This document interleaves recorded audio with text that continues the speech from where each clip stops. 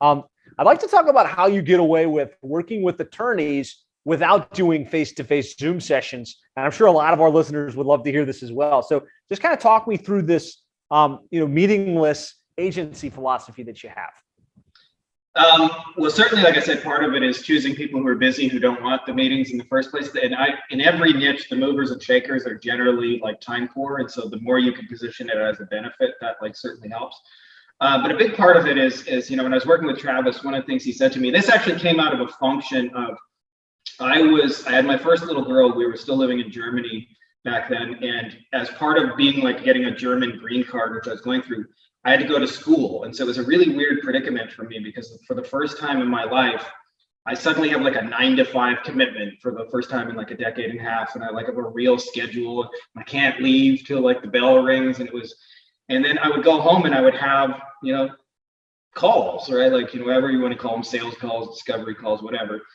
And it was a weird thing because I was like really kind of missing my daughter. Like she would want to come up, hey, it's Papa, I want to play with her. Hold on, Papa's on a strategy session. And so, my mentor, Travis, really just hit me at the right time where he was like, hey, and his message was really, really simple, which is if you can't sell your offer in 1 to 3 sentences, then adding a VSL and a webinar and follow-ups and things like that won't make it any easier to sell.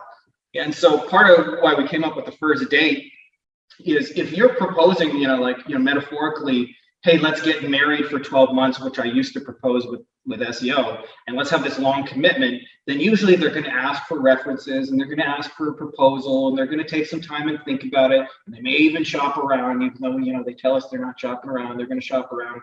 And those things kind of happen. But if you can put together something where it's like, hey, we can find out in 48 hours whether or not this works, and I'm willing to take on all the risk, like it's, a small little introductory thing, and if it doesn't work out, I'll just give you a refund. Like there's nothing about it that's like a big decision. We'll know by Friday whether or not this birthday campaign for the restaurant is going to work. We don't have to like have a big talk about it. And so that is the biggest piece that eliminates the need for the phone call.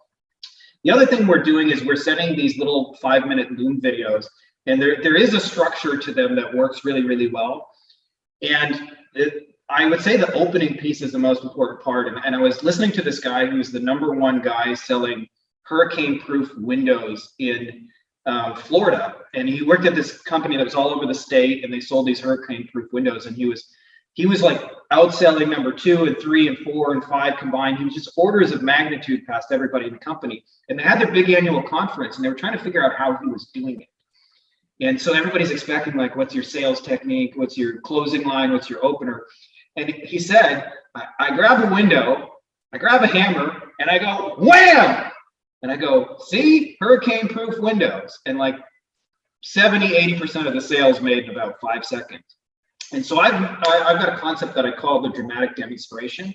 And it's showing a client in like really, really detail what it'll look like in their experience. So for example, almost everybody in our industry is shouting at people more sales, more leads. But I take it a step deeper, like how would they know if they had more sales and more leads? So like, I'll give you a couple examples just to make this concept crystal clear. So one of the things I do is I've shown, like, for example, here's a screenshot of like all the people booked with your law firm, like in your inbox. Do you want an inbox that looks so they can visually see what it means to have more leads?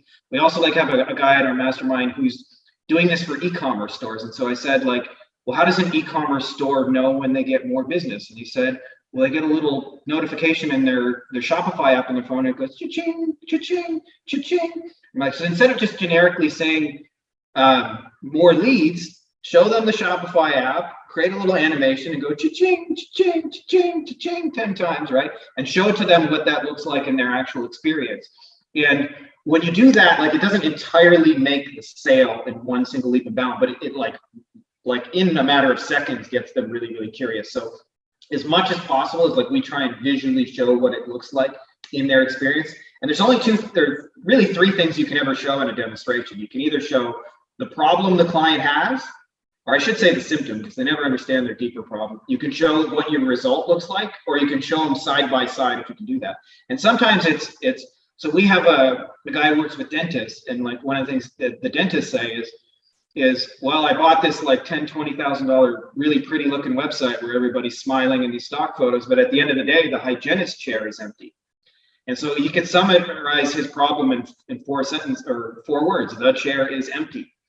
And so I said, instead of trying to like show him with all these words, like let's in the video, and we created like a little graphic where it shows a really pretty website and then an arrow and an empty hygienist chair, and go, does this sound familiar? You got like a $10,000-$20,000 website, but at the end of the day, all you wanted was a butt in the seat in the hygienist chair, and nobody's there.